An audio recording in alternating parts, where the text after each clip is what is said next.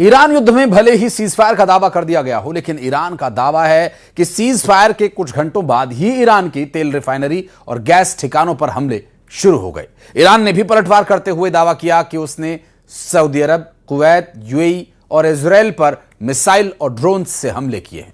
इधर रूस ने स्ट्रेट ऑफ होर्मुज को लेकर दावा किया कि होर्मुज ईरान का परमाणु हथियार बन चुका है। ऐसी स्थिति में सवाल यह उठ रहा है कि क्या 14 दिन बाद ईरान युद्ध विश्व युद्ध में बदल जाएगा?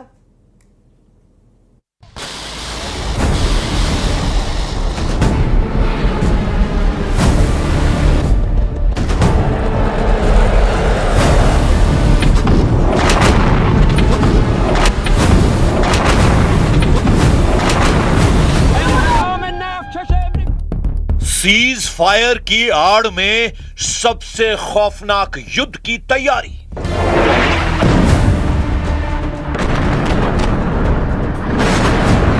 लगभग 40 दिन के युद्ध के बाद जिस तरह से अमेरिका ने ईरान के साथ 14 दिन का सीज फायर किया है, असल में वो 14 दिन का सीज फायर से ज्यादा रिचार्ज युद्ध की तैयारी साबित हो रही है। दावा किया जा रहा है कि सीज फायर के ऐलान के लगभग 10 घंटे के अंदर ही ईरान की तेल रिफाइनरी और सीरी द्वीप पर हमला करके अमेरिका और इजराइल ने एक तरह से सीज फायर तोड़ दिया है। खुद ईरान ने आरोप लगाया है कि सीज फायर के बाद अमेरिका और इजराइल ने ईरान के ठिकानों पर हमला किया है। दावा तो यहां तक किया गया है कि ईरान ने पलटवार करते हुए सऊदी अरब, बहरीन, यूएई और इजराइल के ऊपर भी मिसाइल और ड्रोन से हमले किए हैं। हम आपको दिखाने जा रहे हैं कि कैसे 40 दिन से ईरान युद्ध अमेरिका और इजराइल के लिए नासूर बन चुका है और क्यों अमेरिका ईरान के यूरेनियम को छीनते छीनते यू टर्न मारकर वापस भागने को मजबूर हुआ है।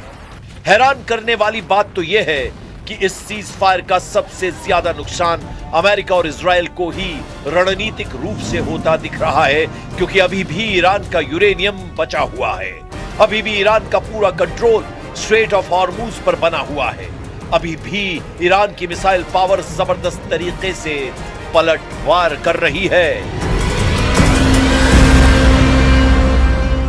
14 दिन का सीज फायर नहीं, 14 दिन का रिचार्ज युद्ध शुरू।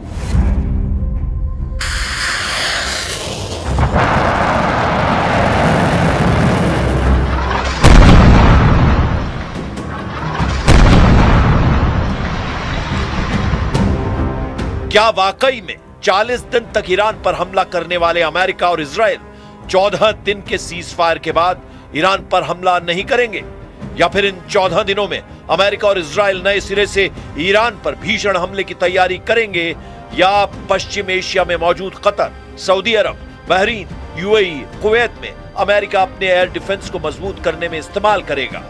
जो खबरें सामने आ रही हैं वो हैरान करने वाली हैं। दावों के मुताबिक अभी तक अमेरिका और इजराइल ने ईरान पर 13,000 से ज्यादा हमले किए। इसमें निश्चित तौर पर ईरान की सैन्य क्षमता काफी कमजोर हुई है, लेकिन इतनी भी नहीं कि वो घुटने टेक दे।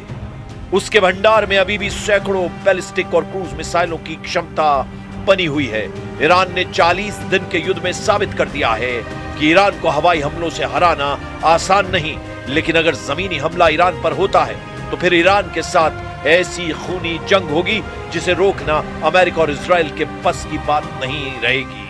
हम आपको दिखाते हैं कि कैसे 14 दिन के सीज फायर का फायदा अमेरिका और ईरान उठा सकते हैं। ये 14 दिन युद्ध विराम के कम और रणनीतिक तैयारी के ज्यादा लग रहे हैं। वर्तमान खुफिया रिपोर्टों और अंतरराष्ट्रीय मीडिया जैसे CSIS और ISW की रिपोर्ट के मुताबिक ईरान की नई युद्ध रणनीति और उसके अगले संभावित कदम कुछ इस तरह हो सकते हैं।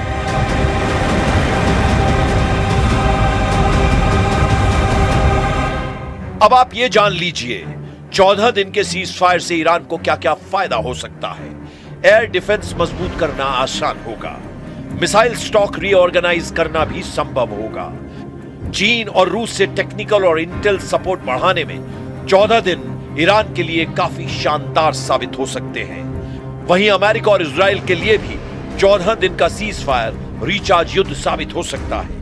ईरान पर अगली स्ट्राइक लिस्ट तैयार करना आसान होगा। टारगेटिंग और इंटेल अपडेट करना आसान होगा। क्षेत्र में सैन्य पोजीशन मजबूत करना जैसे हॉर्मूज में मौजूदगी आसान हो जाएगी। वहीं ईरान अपनी बची हुई मिसाइलों को स्थायी ठिकानों की बजाय ट्रकों और मोबाइल लॉन्चर्स पर शिफ्ट कर रहा है।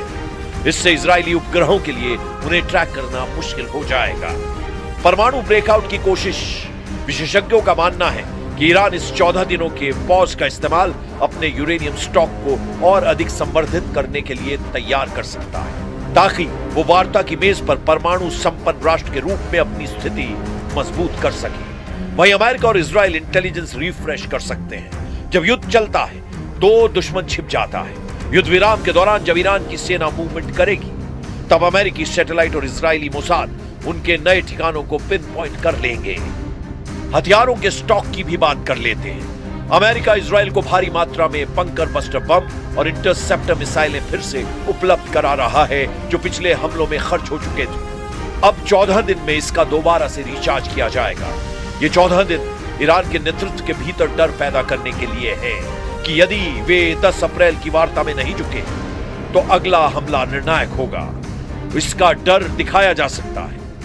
इधर इन 14 दिन में ईरान सीधे युद्ध की बजाय अपने एक्सेस ऑफ रेजिस्टेंस जैसे हिजबुल्लाह, हूथी और इराकी मिलिशिया को फिर से सक्रिय कर रहा है, ताकि इजराइल को कई मोर्चों पर उलझाया जा सके। ईरान हॉर्मुज को पूरी तरह से माइन यानी समुद्री बारूदी सुरंगों से भर सकता है। इससे न केवल तेल की आपूर्ति रुकेगी, बल्कि पश्चिम देशों के युद्धपोतों के लिए भी वहां से निकलना नामुमकिन हो जाएगा।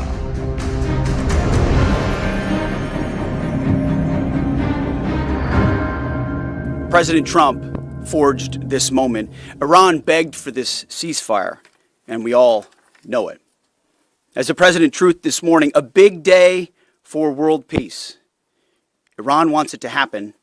They've had enough. Operation Epic Fury was a historic and overwhelming victory on the battlefield. A capital V military victory. By any measure, Epic Fury decimated Iran's military and rendered it combat ineffective for years to come.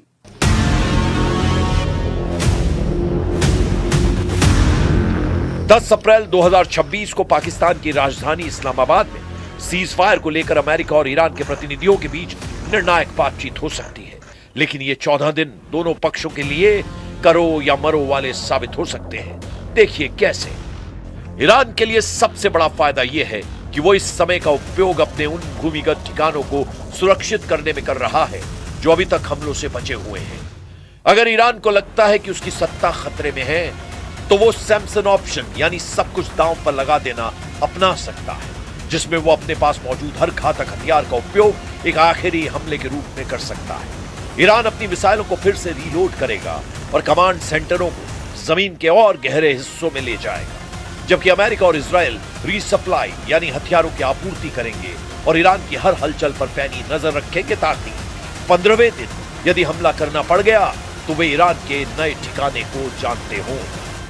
कुल मिलाकर Iran की रणनीति अब survive और surprise यानी बचना और अचानक हमला करना पर केंद्रित है। ईरान दुनिया को यह दिखाना चाहता है कि वो झुक नहीं रहा है, बल्कि बस अपनी ताकत बटोर रहा है। इन 14 दिनों के दौरान ईरान अपने भूमिगत परमाणु केंद्रों को सुरक्षित स्थानों पर शिफ्ट कर सकता है या फिर अंतिम तकनीकी प्रक्रिया पूरी कर सकता है।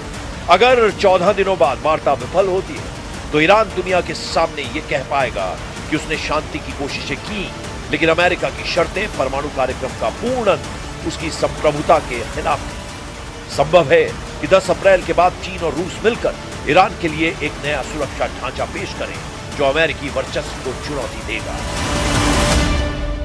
We are not putting any trust on the other side, so our military forces are keeping their preparedness, they are keeping their vigilance to react to any scenario. But meanwhile, we will go for negotiations to see how serious the other side is. Iran का परमाणु बम निकला Hormuz, रूस के पूर्व राष्ट्रपति का बड़ा दावा। ताजा कूटनीतिक हलचल के बीच रूसी विदेश मंत्री सर्गेई लावरोव पुतिन के करीबी और रूस के पूर्व राष्ट्रपति दिमित्री मेदवेदेव और क्रेमलिन के बयानों ने अंतरराष्ट्रीय राजनीति में हड़कंप मचा दिया है। रूस ने न केवल ईरान के परमाणु कार्यक्रम का बचाव किया है, बल्कि हॉर्मुज को लेकर पश्चिम देशों को कड़ी चेतावनी भी दी है। रूस के सुरक्षा परिषद के उपाध्यक्ष और पूर्व राष्ट्रपति दिमित्री मेदवेदेव ने स्ट्रेट ऑफ हॉर्मुज को ईरान का ऐसा परमाणु हथियार बताया है जिसे सुनकर अमेरिका और इस्राएल को जबरदस्त मिर्ची लग गई है। दिमित्री मेदवेदेव ने बेहद तीखा बयान देते हुए कहा कि अमेरिका और इस्राएल के इन हमलों के बाद अब इसमें कोई संदेह नहीं रह गया है कि ईरान तिगुनी ऊर्जा के साथ परमाणु हथियार बनाने की कोशिश करेगा। उनका तर्क है कि जब किसी देश के अस्तित्व पर संकट आता है, वो आत्मरक्षा के लिए चरम कदम उठाता है। दिमित्री मेदवेदेव का बयान इस ओर इशारा करता है कि रूस इस पूरे विवाद में ईरान के साथ मजबूती से खड़ा है। उनका मानना है कि 10 अप्रैल की इस्लामाबाद वार्ता केवल एक पड़ाव है और असली खतरा 14वें दिन के बाद शुरू होगा। उनके इन बयानों ने पश्चिम देशों, खासकर अमेरिका के भीतर एक नई बहस छेड़ दी है कि क्या रूस इस युद्ध विराम के दौरान ईरान को गुप्त रूप से सैन्य सहायता S-400 आदि पहुंचा रहा है। रूसी विदेश मंत्रालय ने स्पष्ट रूप से कहा है कि ईरान के परमाणु केंद्रों पर अमेरिकी और इजरायली हमले अवैध हैं, विनाशकारी हैं और रूस इसे बर्दाश्त नहीं करेगा। रूस ने चेतावनी दी है कि यदि ईरान के परमाणु ठिकानों पर हमले नहीं रुके तो ये पूरे यूरेशिया क्षेत्र के लिए परमाणु विकिरण का खतरा पैदा कर सकता है। रूस ने चेतावनी दी है कि यदि हॉर्मुज को सैन्य बल से नियंत्रित करने की कोशिश की गई तो ये वैश्विक तेल और गैस बाजारों में असंतुलन का महाविस्फोट होगा। रूसी बयानों के बाद अमेरिका और इजरायल में हड़कंप मचा हुआ है। रिपोर्ट्स में दावा किया गया है कि रूस ने ईरान को गोपनीय तरीके से उन्नत सैन्य उपकरण और S-400 मिसाइल डिफेंस सिस्टम की तकनीक मुहैया कराई है। रूस के विदेश मंत्री सर्गेई लावारोव के बयान से संकेत मिलता है कि रूस इन 14 दिनों के युद्ध विराम का उपयोग ईरान की रक्षा प्रणाली को मजबूत करने में कर सकता है। कुल मिलाकर देखना होगा कि अगले 14 दिन तक क्या सीज फायर टिक पाएगा, क्योंकि ईरान का दावा है कि सीज फायर के ऐलान के 10 घंटे के अंदर ही उस पर हमला हुआ है। अब देखना होगा कि ईरान आगे कैसा और क्या फैसला लेता है।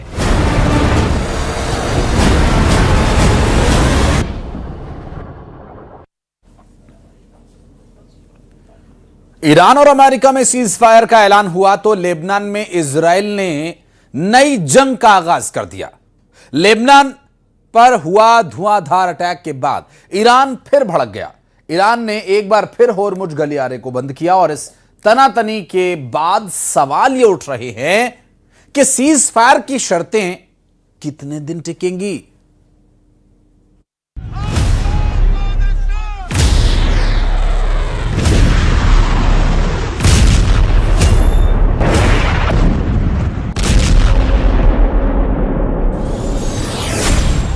जश्न मना रहा है ईरान, इजराइल में मातम।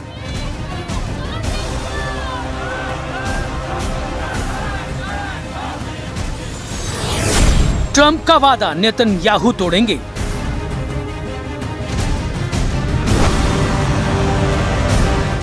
लेबनान की धरती एक बार फिर युद्ध के मुहाने पर है।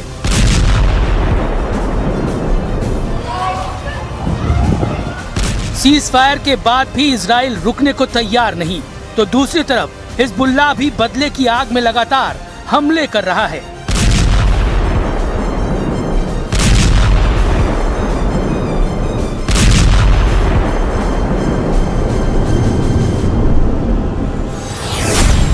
सवाल है, क्या ट्रंप के चक्कर में लेबनान हार रहा है इजराइल?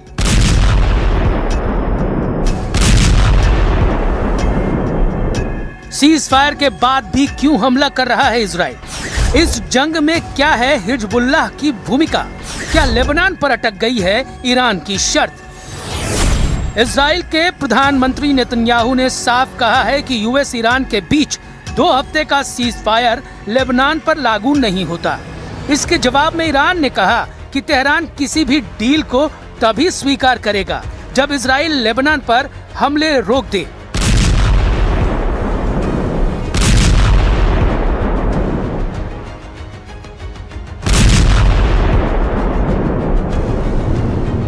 पाकिस्तान की मध्यस्थता में अमेरिका और ईरान के बीच 2 हफ्ते का सीज फायर हुआ।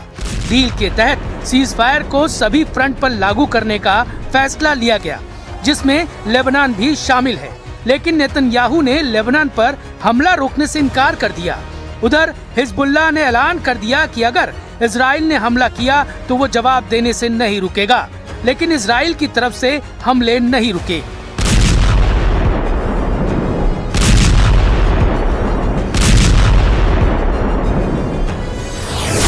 दक्षिणी लेबनान में इजराइल ने टायर और आसपास के इलाकों को टारगेट किया। सिडोन शहर को निशाना बनाया, जबकि बिन जब्बील के आसपास स्ट्राइक की। इससे पहले दक्षिण लेबनान में हिजबुल्लाह तक पहुंचने वाली मदद को रोकने के लिए इजराइल ने नितानी नदी पर बने ब्रिज को उड़ा दिया था।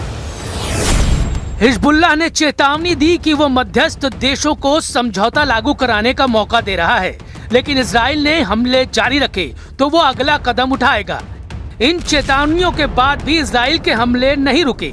लेबनान की मीडिया में दावा किया गया कि इजराइल ने बेरूत के इलाकों पर जबरदस्त एयर स्ट्राइक की है। बेरूत के दक्षिणी उपनगर दहिये को टारगेट किया गया। दावा किया गया कि operation roar of the lion के तहत लेबनान में आईडीएफ ने सबसे बड़े हमले को अंजाम दिया।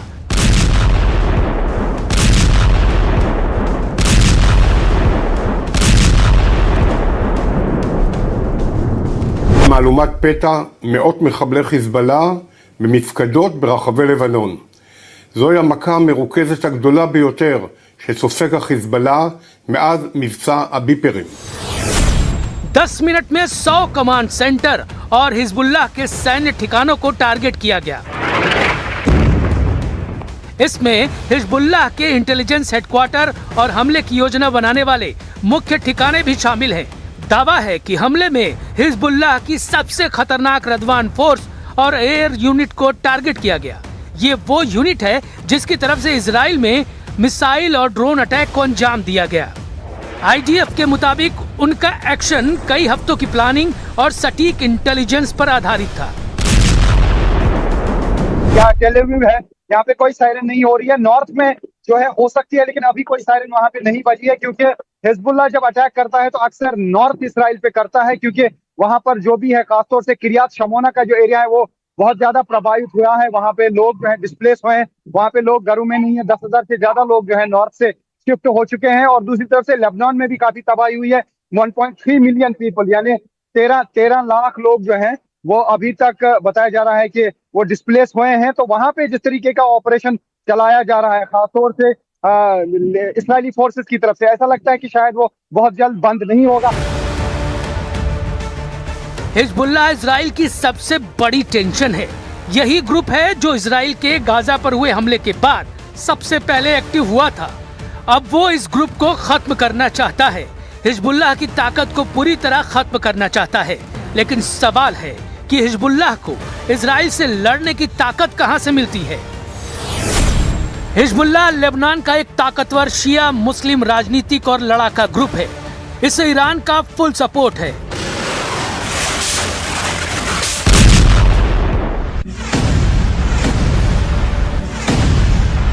And if the Israeli attacks continue against Lebanon, I'm sure it would complicate the situation and it would have some consequences.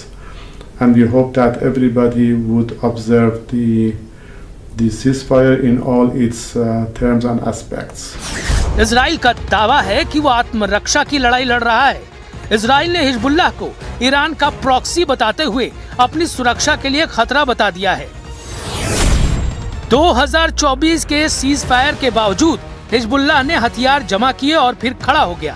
Hezbollah ने मार्च में रॉकेट दागकर इजराइल को दोबारा जंग में घसीट लिया। इजराइल का इरादा हिजबुल्लाह को पूरी तरह से हथियार विहीन करना है और यही वजह है कि इजराइल हिजबुल्लाह के rocket stock, command centre, financial network पर टूटा पड़ा है। इजराइल दक्षिणी लेबनान में सिक्योरिटी बफर जोन बनाना चाहता है ताकि 8 अक्टूबर 2023 जैसी स्थिति पैदा ना हो।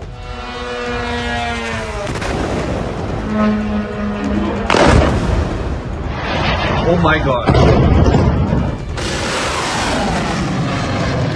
इजराइल का दावा है कि हिजबुल्लाह लेबनान की सेना और सरकार के बाहर है, जो उसके काबू में नहीं है। इसलिए हिजबुल्लाह को काबू में करने के लिए इजराइल को आगे आना पड़ेगा।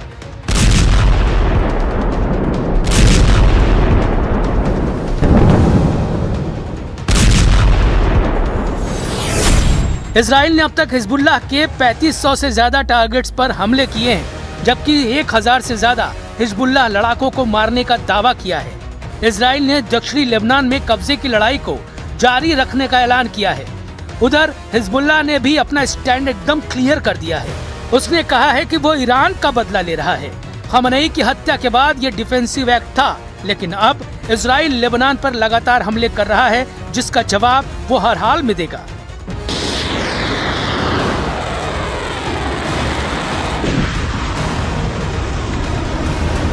उधर सीज फायर के ऐलान के तुरंत बाद बहरीन के मनामा धमाके की आवाज सुनी गई।